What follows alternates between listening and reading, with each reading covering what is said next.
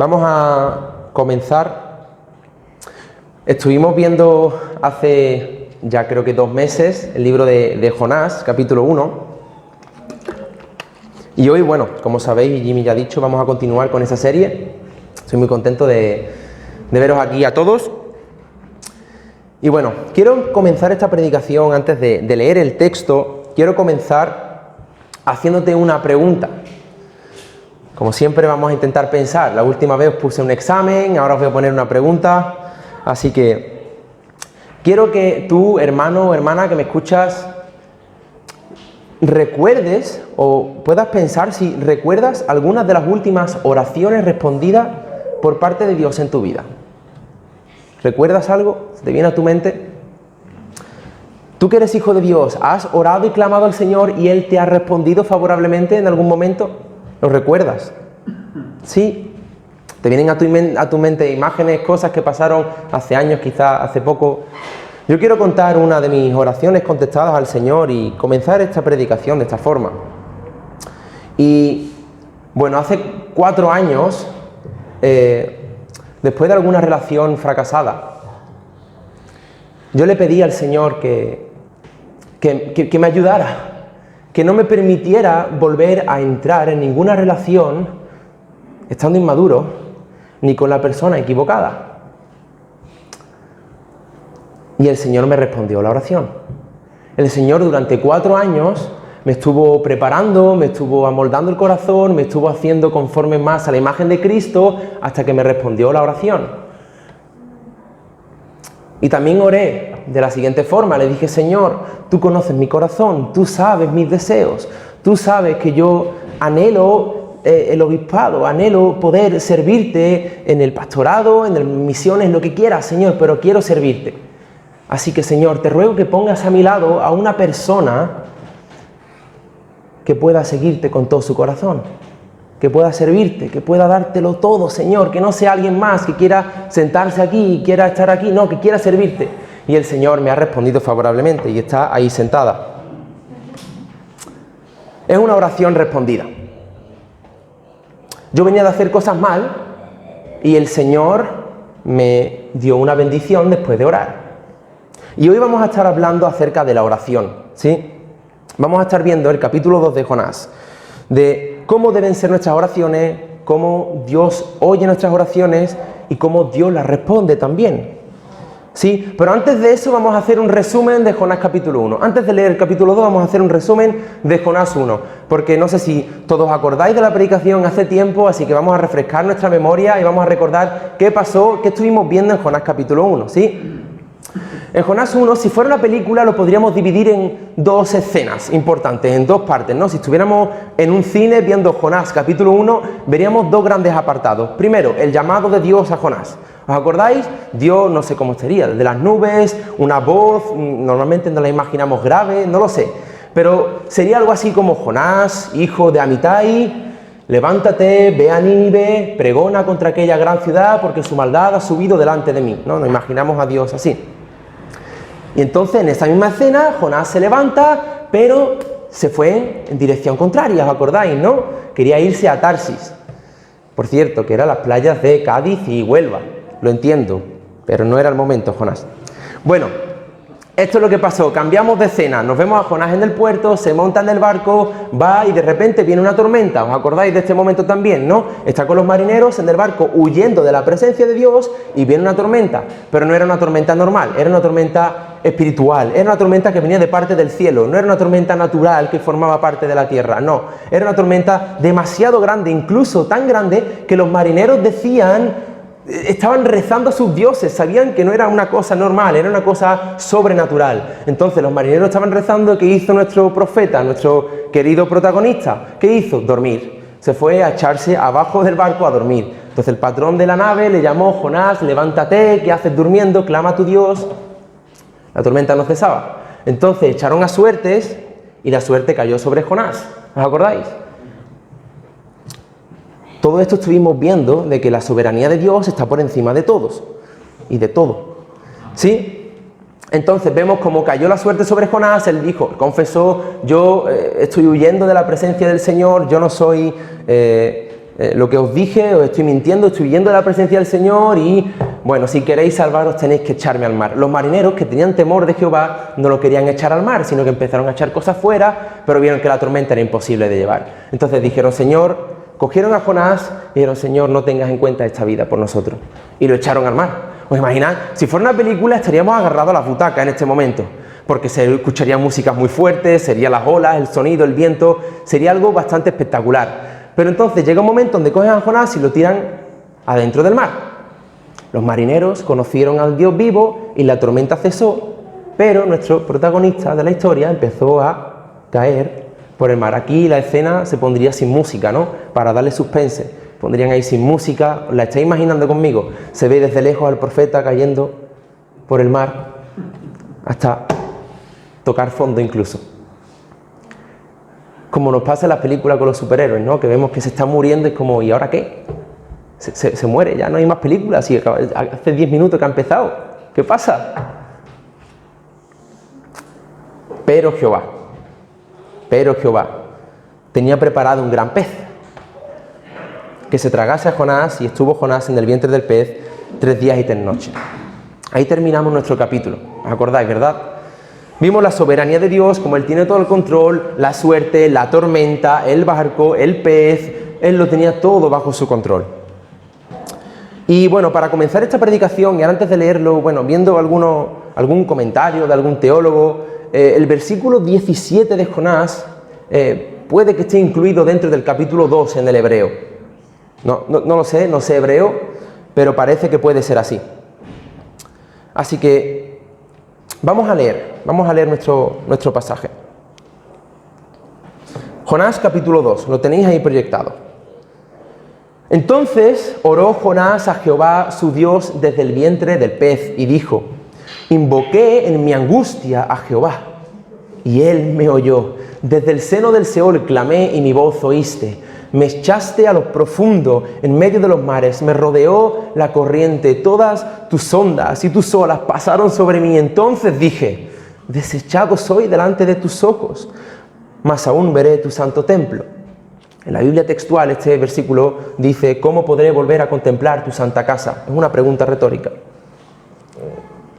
Versículo 5. Las aguas me rodearon hasta el alma, rodeóme el abismo, el alga se enredó en mi cabeza, descendí a los cimientos de los montes, la tierra echó sus cerrojos sobre mí para siempre, mas tú sacaste mi vida de la sepultura, oh Jehová Dios mío.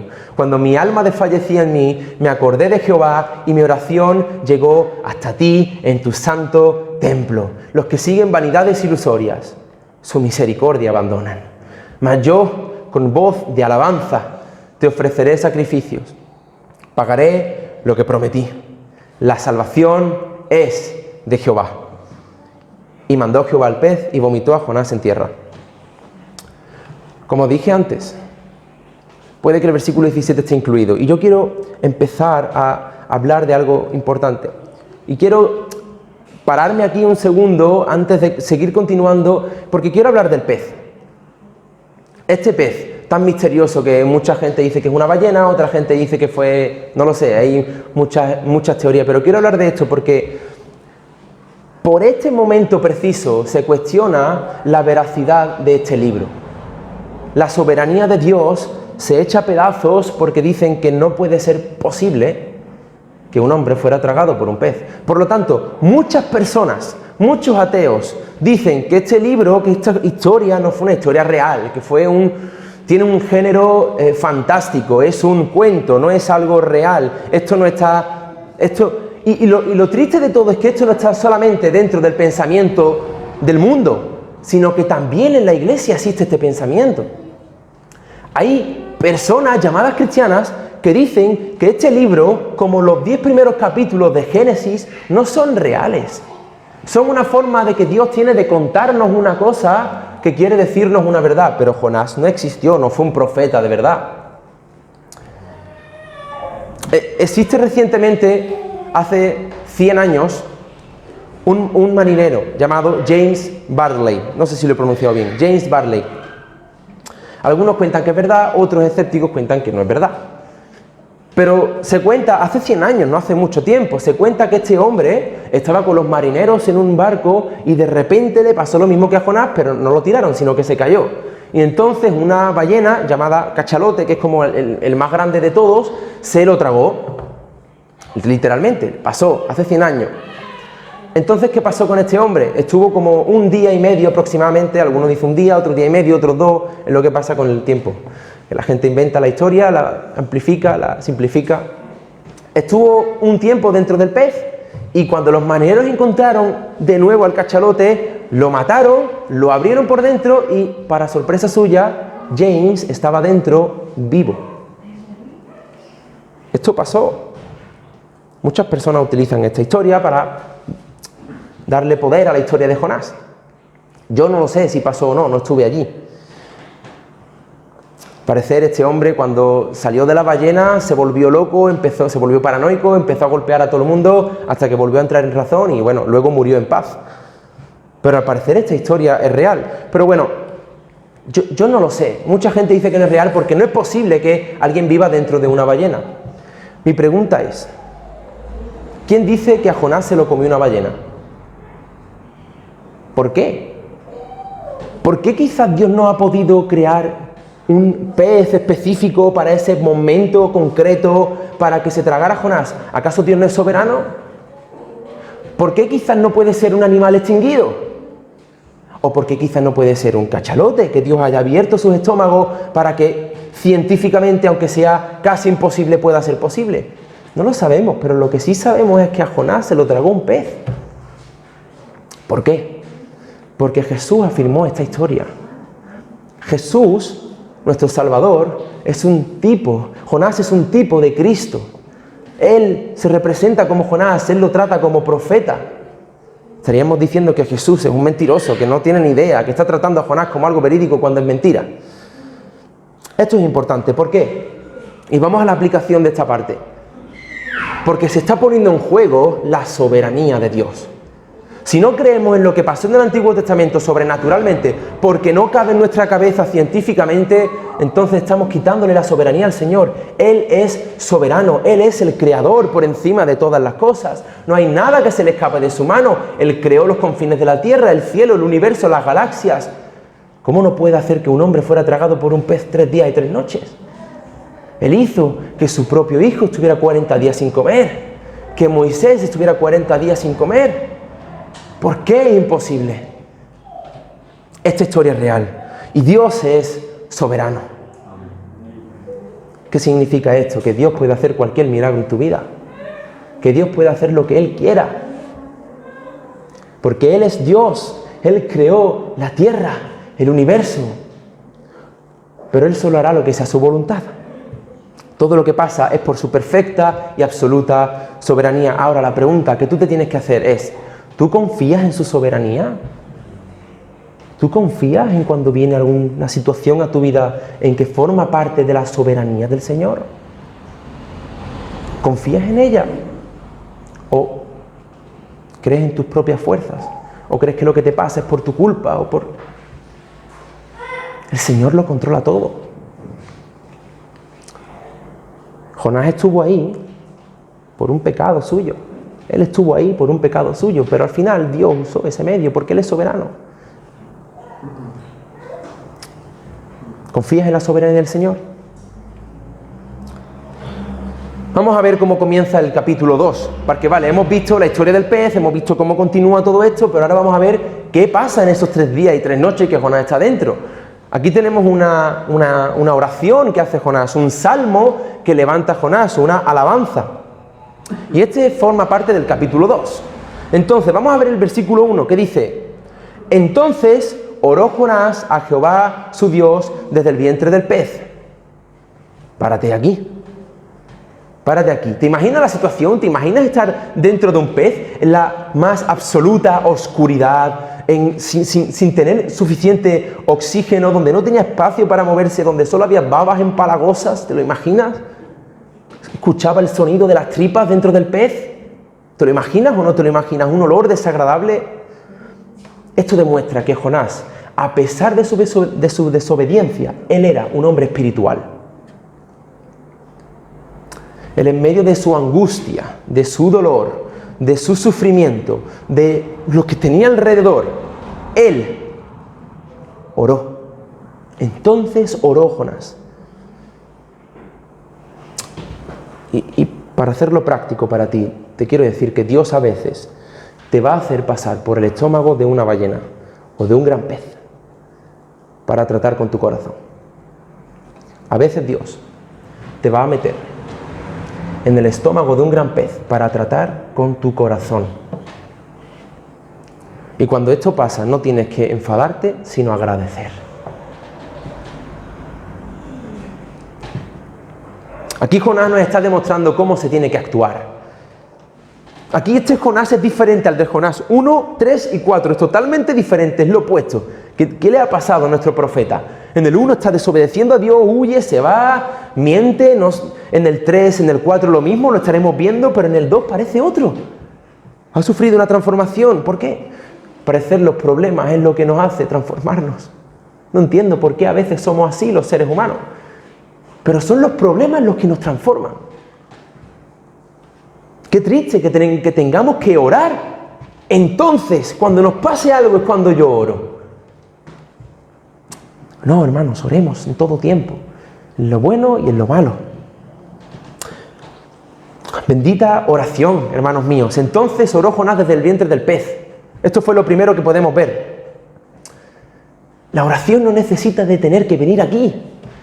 No necesita nada, puedes hacerlo en cualquier momento, no cuesta dinero, no vale nada. Tú puedes hacerlo donde quieras y cuando quieras, hermano. Y a lo mejor tú no estás dentro de un pez, literalmente. A lo mejor tú no estás sin oxígeno en las profundidades del océano, como hemos visto que estaba Jonás aquí, con el abismo rodeado, con el alga a su cuello. A lo mejor tú no estás literalmente así. Pero a lo mejor tú estás asfixiado con no poder llegar a final de mes. A lo mejor tú estás asfixiado, angustiado con la pérdida de un familiar, con tu propia salud, con tu trabajo, con tus estudios, algo que te angustia. Mi hijo no se convierte. Mi padre no se convierte y va al infierno. Y eso te angustia y eso te hace estar mal y lo pasas mal. A lo mejor estás luchando con la soledad, con la depresión, con la ansiedad, no lo sé. A lo mejor has pensado incluso en el suicidio, no lo sé. No sé qué es lo que te asfixia, pero sí sé una cosa. Dios tiene un propósito contigo dentro de esa prueba. Dios quiere tratar tu corazón ahí en medio. Él tiene algo que enseñarte. Cuando estés dentro del pez, Él tiene algo que enseñarte. Porque las pruebas son el medio de gracia por el cual Dios nos transforma. Las pruebas son el medio de gracia por el cual Dios nos transforma. Y es mediante la oración que podemos salir victoriosos.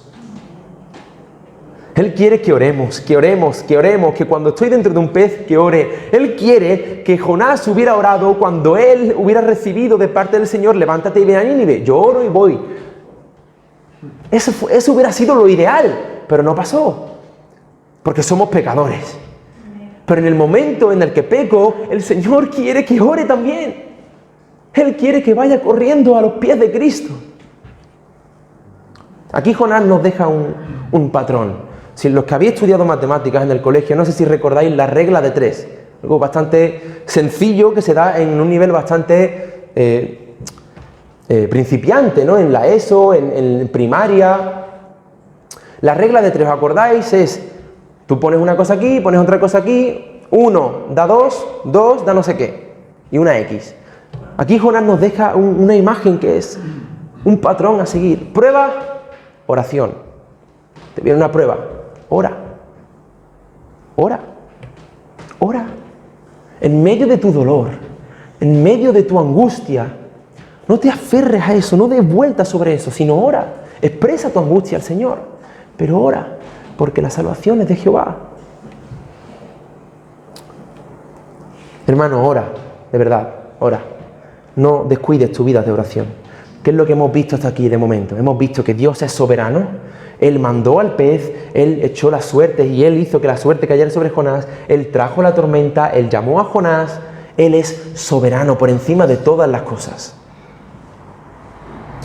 ¿Cómo esto puede ser práctico para ti? Lo segundo que hemos visto ha sido cómo en medio de la angustia Él ora. ¿Por qué ora? Porque sabe que Dios es soberano. Por eso ora, porque sabe que la salvación es de Jehová. Mira el versículo 2.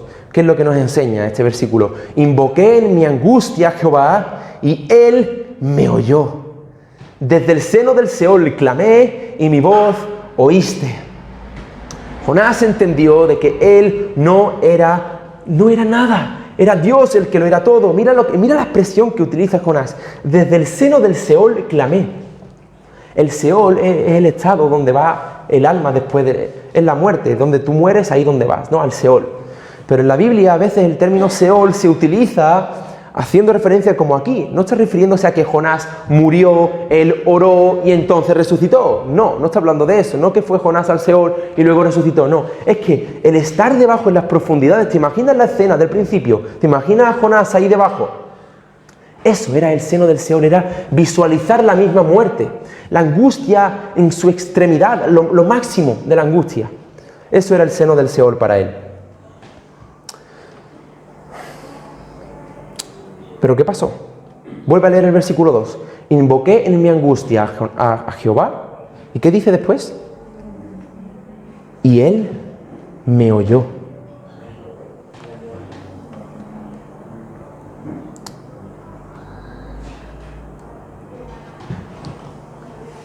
Mi pregunta es, ¿por qué Dios le responde? ¿Hay oraciones que Dios no oye? Invoqué a Jehová y Él me oyó, ¿vale? ¿Puede Jehová no oírte? Sí, Dios puede no oírte. Fíjate en los siguientes versículos, presta atención. Santiago 4:3, pedís y no recibís, porque pedís mal para gastar en vuestros deleites. Isaías 59:2, pero vuestras iniquidades han hecho separación entre vosotros y vuestro Dios, y vuestros pecados le han hecho esconder su rostro de vosotros para no escucharos. Juan 9:31, sabemos que Dios no oye a los pecadores, pero si alguien teme a Dios y hace su voluntad, a éste oye. Proverbios 28:9, al que aparta su oído para no oír la ley, su oración también es abominación. Este punto es importante para entender este capítulo y esta predicación, hermanos míos. Toda la oración de Jonás, no sé si te has dado cuenta, pero toda la oración de Jonás es bíblica. ¿Te has parado a darte cuenta de este detalle? Voy a leer el versículo 3 hasta el 7, pero podemos leerlo entero. Mira el versículo 3. Me echaste a lo profundo en medio de los mares y me rodeó la corriente y todas tus ondas y tus olas pasaron sobre mí. Esto puedes compararlo con el Salmo 42, versículo 7 y con el Salmo 69, 2, 15. Versículo 4. Entonces dije, desechado soy delante de tus ojos, mas aún veré tu santo templo. Esto lo puedes comparar con el Salmo 5, 7 y con el Salmo 31, 22. Y así podemos seguir con todos los versículos. El versículo 5 con el Salmo 69, 2, versículo 6 con el Salmo 30, versículo 3, versículo 7 con el Salmo 88, 2 y Salmo 142, 3, versículo 8, Salmo 31, 6, versículo 9, Salmo 3, 8, 42, 5, 50, 14. ¿Qué significa esto? Jonás no tenía una Biblia con concordancia dentro del pez. Él no tenía nada, no había ni luz siquiera. Pero él tenía la palabra de Dios aquí. Él memorizó la palabra del Señor para hacer uso de ella cuando estuviera en la angustia. Esta es la clave para saber por qué Dios respondió su oración. En la última predicación dije algo que quiero corregir. Dije que Jonás no conocía el atributo del Dios omnipresente. Creo que me equivoco. Creo que Jonás sí leyó el Salmo 139. Porque Jonás tenía la Biblia aquí. Lo que pasa es que Jonás sabía la teoría, pero no lo puso bien en práctica. ¿Cuándo Dios oye oraciones? Cuando las oraciones son conforme a su voluntad. ¿Cómo sabemos su voluntad? La palabra del Señor.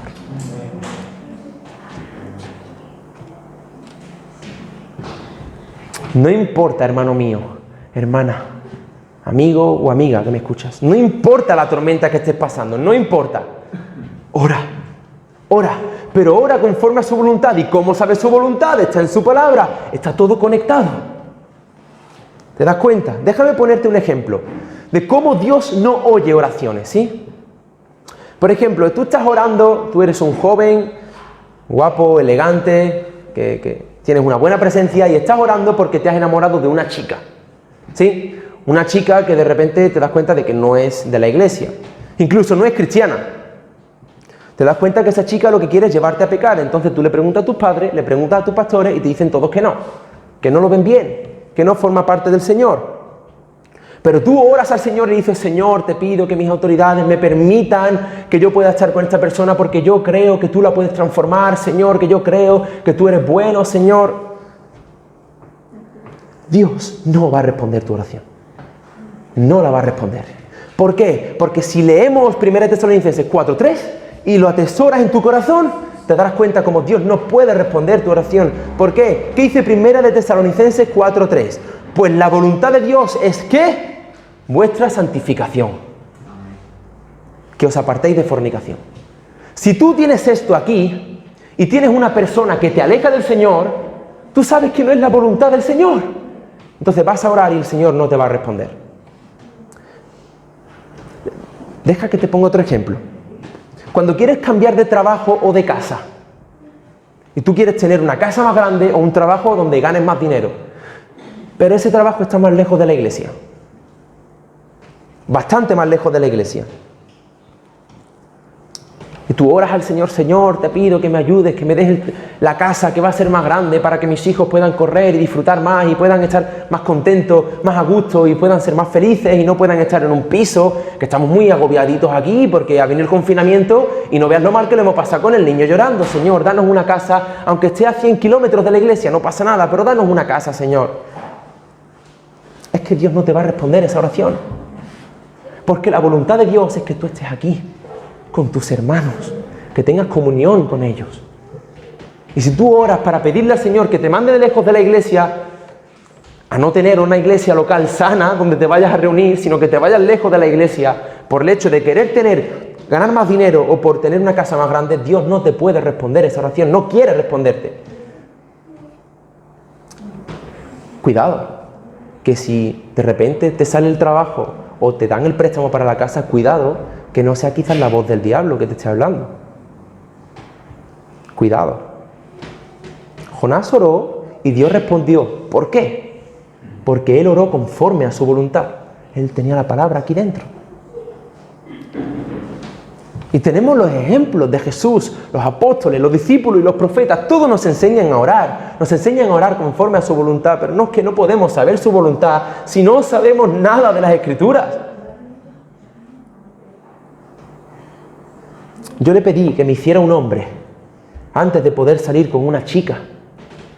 Eso forma parte de su voluntad. Yo le pedí que no me permitiera salir con nadie que no fuera una mujer entregada al Señor. Eso forma parte de su voluntad. La aplicación práctica es: lee tu Biblia. Medita en ella, memorízala. Atesórala en tu corazón como hizo Jonás, para poder utilizarla en un momento de angustia cuando vengan tus amigos y te digan: vamos a salir. No, mira lo que dice la palabra de Dios: no puedo seguirte, no puedo ir contigo al mundo. Medita en la Biblia, ora. Esto va unido, forma uno. La oración y la meditación van unidas. No puedes orar sin meditar y no puedes meditar sin estar orando. Te quedas vacío, te falta algo. Hermano, recupera tu vida de oración. Este apartado lo podemos resumir en 1 de Juan 5:14. Y esta es la confianza que tenemos en Él, que si pedimos alguna cosa conforme a su voluntad, Él nos oye. Es una promesa. Entramos en el último apartado, que es la declaración que hace Jonás en los últimos versículos, ¿sí?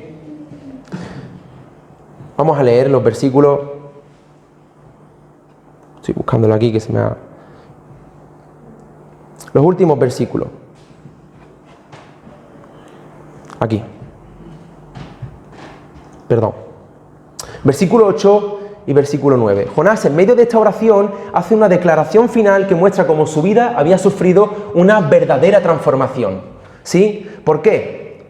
Aunque luego veremos en los siguientes capítulos, en el 3 y en el 4, veremos cómo Jonás sigue en su cabezonería, pero en el versículo 8 y 9 Jonás hace una declaración que demuestra que ahí era otro Jonás. Había sufrido una transformación. Vamos a leerlo. Los que siguen vanidades ilusorias, su misericordia abandonan. Versículo 9. Mas yo con voz de alabanza te ofreceré sacrificios.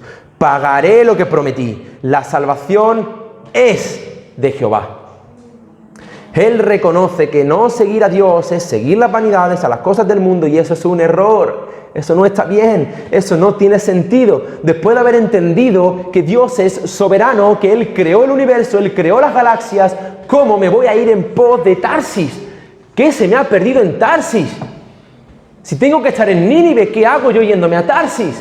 No tiene sentido. Esto es lo que entendió Jonás en el vientre del pez.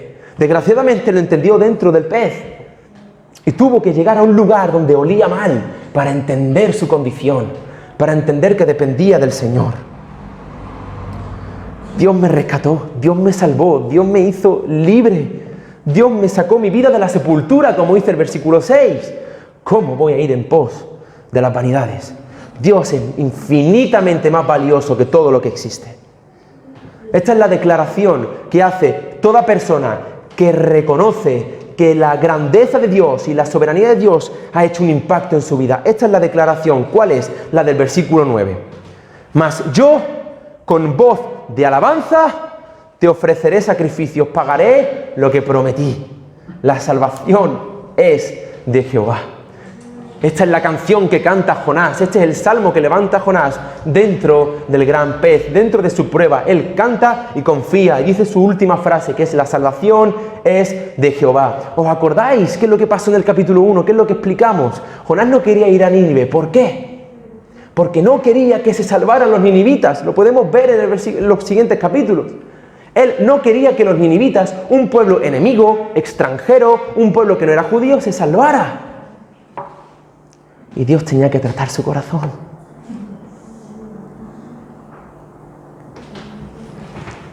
Dios quería salvar a los marineros. Dios quería salvar a Jonás. Y él entendió que Dios quería salvar a los ninivitas.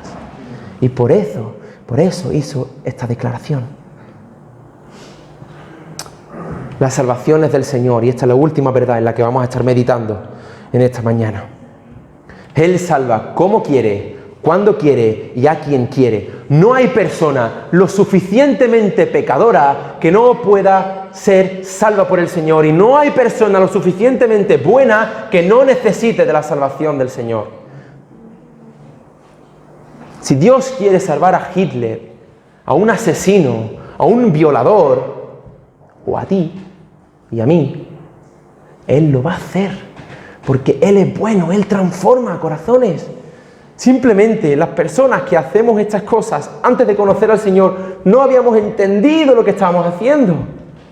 Pero el Señor salva a quien quiere, cuando quiere y como quiere. Él salvó al apóstol Pablo, que era un asesino, y lo transformó. Y a veces somos como Jonás. No queremos que se salven en las personas. ¿Te ha pasado cuando has visto en la tele los casos de las personas que matan a niñas y matan a niños, se lo llevan en barcos, lo asesinan, ¿Lo has visto? ¿En tu corazón ha pasado el púdrete en el infierno? ¿Te ha pasado eso? Eso no es del Señor. El Señor salva a quien quiere, cuando quiere y como quiere. No hay nadie que pueda estar exento por ser gran pecador que no pueda ir al cielo. Nadie, porque la salvación es de Jehová.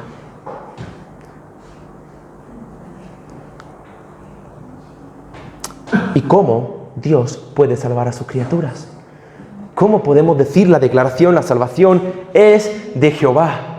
Una palabra, Cristo. Cristo. La declaración de la salvación es de Jehová, costó un precio muy alto. La sangre del propio Hijo unigénito del Padre. El Señor Jesucristo, Él.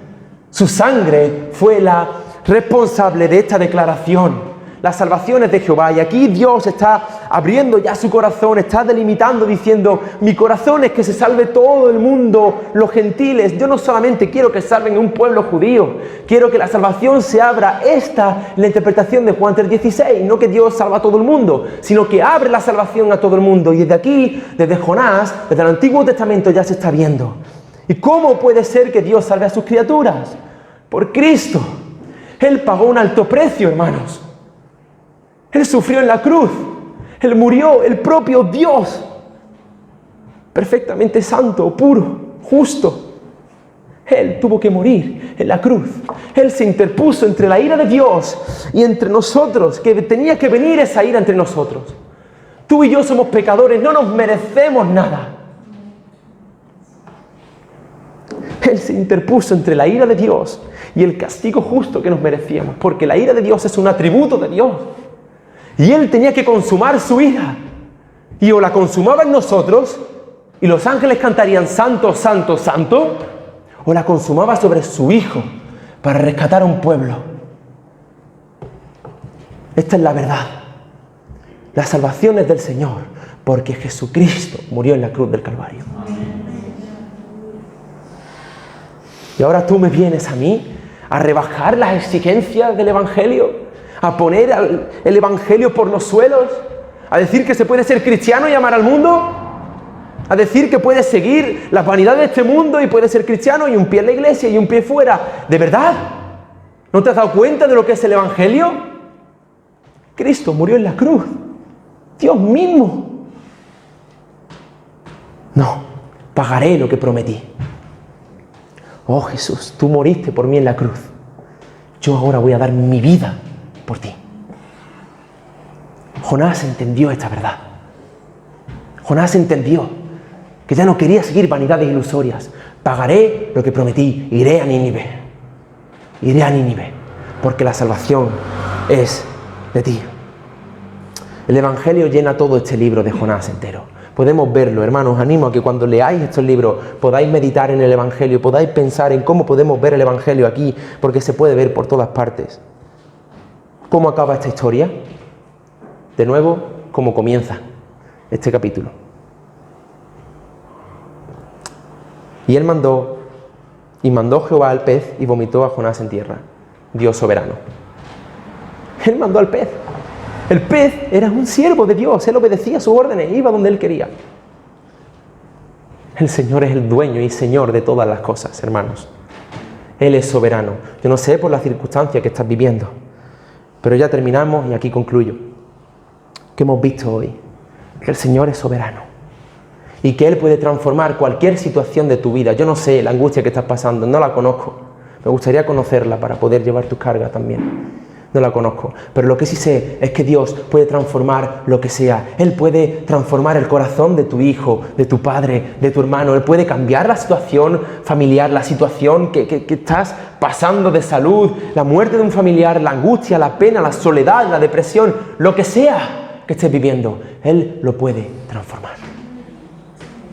Pero Él hará lo que sea su voluntad y lo que Él hace es bueno. Jonás estaba dentro de un pez, repugnante y asqueroso, se olía ahí dentro. Y él oró. Cuando estés en la angustia, ora. Dios te llama hoy a que recuperes de verdad esa vida de oración que quizás has descuidado. No ores solamente cuando las cosas vayan mal. Ora cuando el Señor te llama del cielo para hacer algo. Ora ahí. Pero si has hecho algo mal, ora también. Hay perdón, hay gracia. Si tú que me estás escuchando no has tenido un encuentro con Cristo hasta el día de hoy, ora a Dios también, porque Él es la salvación de tu alma. Él te libra de la muerte y te da vida. porque la salvación es de Jehová. Vamos a orar. Amo al Señor, pues aún